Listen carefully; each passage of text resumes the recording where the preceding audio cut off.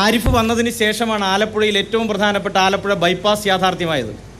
മറ്റൊന്ന്, Alappuzha super speciality ഹോസ്പിറ്റലാക്കി medical college. 57 കോടി രൂപ സംസ്ഥാന ഗവൺമെൻറ്റാണ് നീക്കിവെച്ചത്. തീരദേശ റെയിൽവേ പാത ഇരട്ടിപ്പിക്കൽ ഏറ്റവും പ്രധാനപ്പെട്ട ആലപ്പുഴയുടെ ആവശ്യമായിരുന്നു. കെ.സി. വേണുഗോപാലും എ.കെ. ആന്റണിയും കൊടിക്കുന്നിൽ സുരേഷും വയലാർ രവി ഇരുന്നപ്പോൾ പോലും നടക്കാത്ത കാര്യം ആരിഫ് വന്നതിന് ശേഷം ഇടപെട്ട് 2660 കോടി രൂപ മാറ്റി. ആലപ്പുഴക്കാർ ആരിഫിനെ തെരഞ്ഞെടുക്കുമെന്നാണ് LDF പറയുന്നത്. കുറച്ച് കാര്യങ്ങൾ മാത്രമാണ് ഞാൻ സൂചിപ്പിച്ചത്. ശരി, കോൺഗ്രസിനെ സംബന്ധിച്ച് ഒരു തോൽവി അഫോർഡ് ചെയ്യാൻ കഴിയില്ല. കാരണം കെ.സി. വേണുഗോപാൽ നിങ്ങളുടെ ദേശീയ നേതൃനിരയിലെ 2ാമനോ 3ാമനോ ഒക്കെയാണ്, സംഘടനാ ജനറൽ സെക്രട്ടറിയാണ്. അദ്ദേഹം LDFന്റെ സിറ്റിംഗ് സീറ്റിൽ മത്സരിക്കുന്നു. നിങ്ങൾ പോലും പ്രതീക്ഷിക്കാതെ വളരെ ശക്തിയായ ഒരു സ്ഥാനാർത്ഥിയെ BJP ഇറക്കുന്നു. ഒരു ടെൻഷൻ നിറഞ്ഞ കാലഘട്ടത്തിലൂടെയാണോ കടന്നു പോകുന്നത് കോൺഗ്രസ് പ്രവർത്തകർ ഇവിടെ?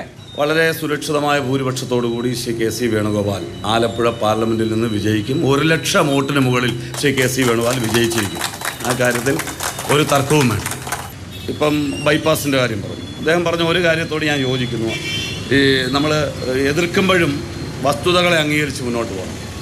ബൈപ്പാസിൻ്റെ അവസാനഘട്ട ഉദ്ഘാടനം നടക്കുമ്പോൾ ഇവിടുത്തെ MP എന്ന് പറയുന്നത് നിലവിലെ MP ആണ്. അന്ന് കെ.സി. വേണുഗോപാൽ MP അല്ല, അദ്ദേഹം മത്സരിച്ചിരുന്നില്ല, അദ്ദേഹം തോറ്റുപോയതുമല്ല.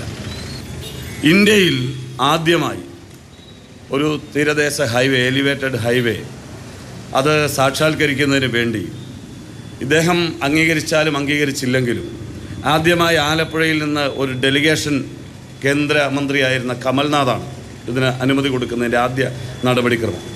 അദ്ദേഹത്തിൻ്റെ അടുത്ത് പോകുമ്പോൾ ശ്രീ കെ.സി. വേണുഗോപാലിനൊപ്പം ആലപ്പുഴയിലെ അന്നത്തെ DCC പ്രസിഡന്റും മുൻ MLA-യുമായ A. ഷുക്കൂറിനൊപ്പം വേറൊരാളും കൂടി ഉണ്ടായിരുന്നു. ഇവരുടെ പാർട്ടിയുടെ നേതാവ് ചിത്തരഞ്ജൻ. ഫോട്ടോ വേണേ ഞാൻ അയച്ചു തരാം. ഇത് കേൾക്കൂ. ആദ്യത്തെ റൗണ്ടിലേ ഉള്ളൂ ഇത്.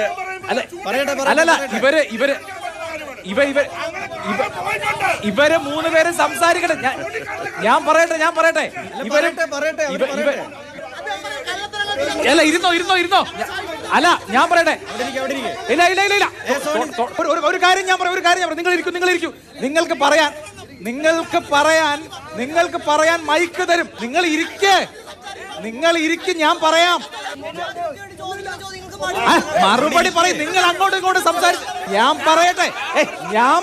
നിങ്ങൾ ഇരിക്കേ. ആദ്യം ഈ രാഷ്ട്രീയ വിഷയങ്ങൾ ഈ 1ാമത്തെ റൗണ്ടിൽ ഒന്ന് കഴിയട്ടെ, അതിനുശേഷം ഞാൻ നിങ്ങളിലേക്ക് വരാം. ഇപ്പോൾ ശാന്തരായിരിക്കും.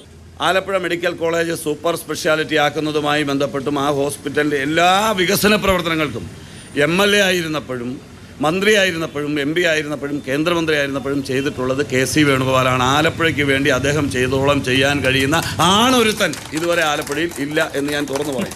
മറ്റൊരു കാര്യം, അദ്ദേഹം ടൂറിസം വകുപ്പ് മന്ത്രിയായിരുന്നു കേരളത്തിൽ. ആ ടൂറിസം വകുപ്പ് മന്ത്രിയായിരുന്നപ്പോഴാണ് ഇവിടെ ഹൗസ് ബോട്ട് ടെർമിനൽ അടക്കമുള്ള പ്രവർത്തനങ്ങൾ, നഗര നവീകരണം അടക്കമുള്ള, കനാൽ നവീകരണം അടക്കമുള്ള കാര്യങ്ങൾ അദ്ദേഹം ചെയ്തത്. കോടിക്കണക്കിന് രൂപ മുടക്കി. അദ്ദേഹം കേന്ദ്രമന്ത്രി ആയപ്പോഴും അതിൻ്റെ വിശാലമായ വീക്ഷണത്തിൽ നിന്നുകൊണ്ട് ഉള്ള നടപടികൾ സ്വീകരിച്ചിട്ടുള്ള വ്യക്തിയാണ്. CPM പ്രതിയോട് ഞാൻ കൂടുതൽ തർക്കിക്കാത്തതിൻ്റെ കാര്യം അവർക്കൊരു ആശങ്കയുണ്ട്. A.K. ബാലൻ പറയുന്നത് പോലെ നിങ്ങൾ നിരാശപ്പെടേണ്ട. നീരാളിയോ മരപ്പട്ടിയോ എലിപ്പട്ടിയോ ഈനാമ്പേച്ചോ ഒന്നും നിങ്ങൾക്ക് ചിഹ്നമാകില്ല. അതിൻ്റെ കാരണം കഴിഞ്ഞ പാർലമെൻറ്റ് തെരഞ്ഞെടുപ്പിൽ കോൺഗ്രസ് മത്സരിച്ച് ജയിച്ച 3 സീറ്റും നാമമാത്രമായ വോട്ടിന് തോറ്റ 4 സീറ്റും അടക്കം കോൺഗ്രസിൻ്റെ 7 സിറ്റിംഗ് സീറ്റ് നിങ്ങൾക്ക് ഞങ്ങൾ തന്നിട്ടുണ്ട് ഈ തെരഞ്ഞെടുപ്പിൽ കേരളത്തിന് പുറത്ത്. കാരണം നിങ്ങൾ ജയിക്കേണ്ട ഞങ്ങളുടെയും കൂടി ആവശ്യം. അതുകൊണ്ട് നിങ്ങൾ